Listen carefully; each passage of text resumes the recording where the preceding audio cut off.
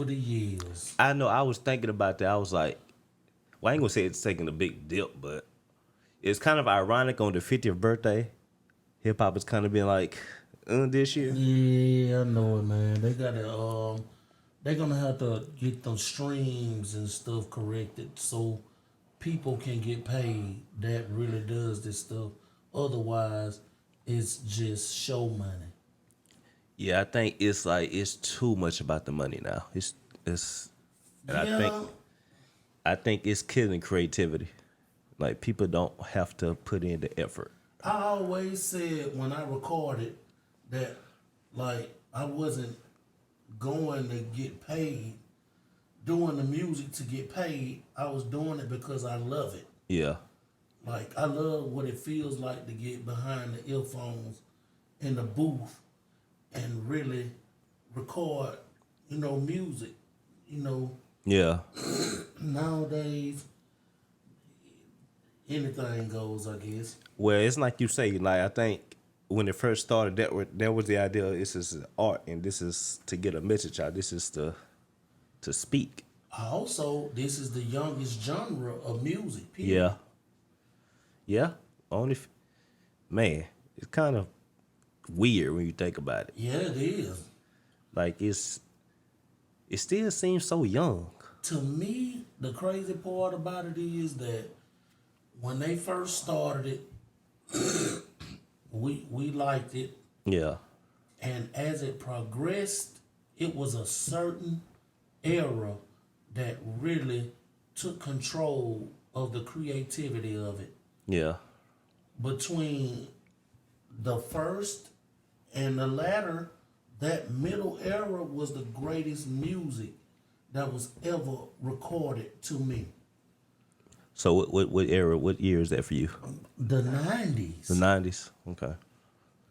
The 90s and the 2000s, the beginning of the 2000s, I think yeah, most people would say like between 90 and yeah. I 2010. think most people say that's like the best era for them. Right. Even probably the younger kids would still probably say that they were around for that time. Yeah, right. Yeah. I wish I would have appreciated. Well, I was born in '87. I guess when I got old enough to really appreciate, I was like, as I think now, like man, it would have been nice if I was appreciating like when Rakim was out and Oh my God. Mady Mel and those guys. Well, I grew up in that era with Rakim and LL Cool J and Heavy D and the Yeah. Boys and all them. But when Jay Z came along, it just jumped to another level. And then down south jumped in. Yeah. The South got something to say. Yeah. It went to another level. Yeah, and it's crazy how they had such a hard time at first because, Right. like, New York, and I guess the purists, as they would say, didn't really effort that. But it's so much more. So it's what's the word I'm looking for? I guess more unionized now. I guess you could say Yeah. they're more together, and everyone kind of has their sound now. Everyone's in their own lane. They're working together. No one's like it's no hate like Yeah. that no more between coast. So that's good. I remember I got into hip hop kind of late because I was like sheltered, so I couldn't really listen to nothing for real, for real. Yeah. I had to kind of sneak and listen to Oh, we did certain too. stuff.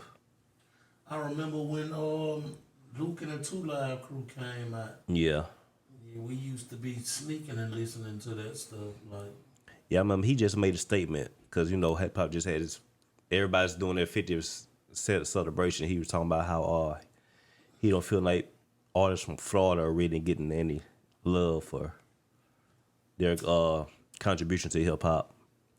And Luke had a big contribution because if y'all don't know, if it wasn't for Luke, there would be no It the would- parental advisory thing. that's right. Yeah, so he deserves a lot of credit because that was a real big thing. Oh, that was huge. Like that's huge for hip hop. Yeah, for real. And he right, if he's not getting recognized for that, that's effed up. Because they was trying to ban it. Yes, And I understand rightfully as well. yeah, And this is why I say so. When Easy E and WA came out, I'm from the black community. Yeah, yeah. You know what I'm saying? Yeah, they speaking for us. Right, but that shit terrified me. For real? Boy, yes. Why were you terrified? When they like Easy talking about taking a 12 gauge and putting it in your mama mouth. Oh yeah, okay, well yeah. Oh my God. Yeah, you were probably young when it came out, so you probably like, I was 11 years old. Okay, yeah. Okay. Well, I get it, because when I first started hearing hip hop, I remember like I said, I always say the first song I ever heard was Natural Born Killers. Yeah. And I was like, they're allowed to talk like this? That is scary. I like, they can, like, how are they allowed to talk like this? Like, cause like I was a really sheltered child, for real, for real. Yeah. Like all I knew was cartoons and books. That's all I knew.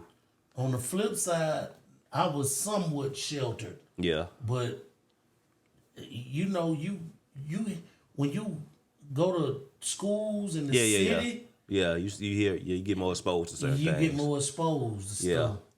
Versus, you know, because I moved from Creole when I was like 6 years old. But I spent time out in San Bernardino, California. We lived out there too. Oh, for real? That's the first place I ever seen a gang shooting go on. I know you stayed out there. I never knew that. We stayed out there for about 7-8 months. Okay. Why you moved back? Well, Mama wasn't really trying to be controlled. And you got to think about it. At that time, she was in her 20s. Yeah. So we was staying out there with Justin them and Uncle Rosie. Oh, okay. So it was a lot of head butting and stuff. So I got you. We ended up coming back to Mobile, but we was out riding our bikes. I experienced my first earthquake out there. Oh man, scared the shit I'm out sure. of me. Yeah, I ain't never experienced that. Drive-in movies, a bunch of stuff, man. Like we was riding bikes one particular day, and it was me, Justin, and Jamie. Landra was too small to ride with us like that. But we ride down the street and we starting to come back. We get to a stop sign and it's a bunch of dudes on this side, a bunch of dudes on this side. A dude pulled a pistol out and pointed it across at the other dudes. And the dude, and that's another thing, they had respect back then. The dude waved me on by and told me to come on. Oh, wow. And then shot? As soon as I got across that highway on that bike, it was a street, but it was still a highway. Started letting off shots. Wow. All I seen was my mama and my uncle and them running down there to come get me. And he was popping. Pop, pop, pop, pop, pop, pop, pop, pop. Wow. As soon as I got by there, he started shooting at him. Well, I was about to say, you still remember that, but I guess you won't forget nothing like that. No way I can't forget nothing like that. Wow. I was 6 years old. Wow. I can't forget it. Yeah. Wow. Now that's some trauma. Yeah, that's some trauma, bro. Wow. That was the craziest shit I seen in my life. Wow. I think your mic turned backwards, I think. It's still good. Yeah, try it on the other side, just see how it sounds. It sounded good on that side. Sound better now. It sound better now, yeah. Yeah. But yeah, that's wild right there. Sheesh. I ain't never in life experienced something like that. I done seen a lot of stuff growing up. I believe it. Yeah, but I mean, Easy and NWA, man, they just like I couldn't believe the stuff they was saying. Like it's crazy as hell because you come back from that city to Mobile and it wasn't as much as that going on that I saw in the city, but like that's where I got all that, you seeing all that stuff from in the city. Yeah. So we heard stuff and yeah, we had to sneak and listen to it. Well, I didn't necessarily have to sneak and listen to it. It's just that she didn't want me to hear it because it was so violent. But Yeah. I mean, when we finally got satellite at the house, a cable at the house. And then I discovered MTV, BET. I was like, oh my gosh. Yep. I didn't know this was out there. I would hear my friends talk about Tupac and all these other rappers. I had no idea who that was. Mm-hmm. I always say I didn't know who Tupac was until he died. I had no idea who they was talking about. Yeah.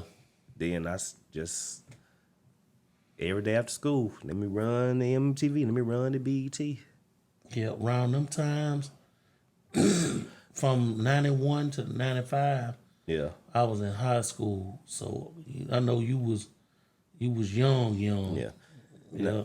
Now I did know R&B because my mom, that's all she listened to was R&B, so I Yeah. could listen to that. Cause like I say, we lived with my grandma and I had to sleep with her till I was maybe 8, 9, something like that. Mm-hmm. So everything she listened to I had to hear. So in R&B song, I knew it. Yeah. And in R&B, Johnny Taylor, Michael Jackson, anything like that, I knew that by heart. Yeah. Talking about I could sing that in my sleep. Because she would have the radio on 24/7. Yeah. Even when we would sleep, I'm listening to that as I go to sleep. Yeah, we always had the radio. Mostly, Mama had those albums like the 33s, the 45s. And my granddad, he had tapes. albums. Yeah. My mom, she had all the tapes. Yeah, so like I grew up on a bunch of music. That's all gospel, rock and roll, country, Yeah. all that, blues. Yeah, I knew some blues songs. Everybody was kind of weird. Like, why you know them blues songs? Only thing, it wasn't no hip hop. I had to hear hip hop on the radio. Yeah, me too. Yeah. Yep. Because they didn't buy them type of albums. It was on the R&B blues. Mm-hmm. You know what I'm saying? Just, stuff like that. But my first, like, that's why I love music so much. Yeah, me because too. it was just, it was pushed on us. You know that. Yeah. From gospel to, you know what I'm saying? Yeah. Even at the church. Yeah. Music. Yeah. And then, Mama sung in a live band when we was, real little. Yeah, I remember, I think they said Grandma used to sing with, was it Tina Turner or one of them back up at one time? Yeah, I think so, yeah. Or was it Patty? It was one of them she was singing back up for, I heard, which is crazy. Yeah, that's crazy as hell. Like, both sides. Yeah. Like, nothing but music. Yeah. Like, I seen Grace and, like, you can think about it, man. Our uncle had the biggest church when mega churches wasn't even a thing. I know, right? He had the biggest church in Pritchard. Yeah. Yeah. Yeah. I don't remember none of that, but I used to remember being at the church and Uncle Fred up there preaching, man. That's so. That's what I appreciate where we come from. Yeah. I ain't lying, man. We are prominent people in our life. Yeah, we do. For real. Yeah, we do it. I think about it. Yeah. But like I say, when it's in your face all the time, you don't really appreciate it. Don't really take it all in. Right. Because we don't know. Yeah. We just running around playing. I know, right? It's just normal. It's like, that's daddy, that's uncle, that's auntie. Right.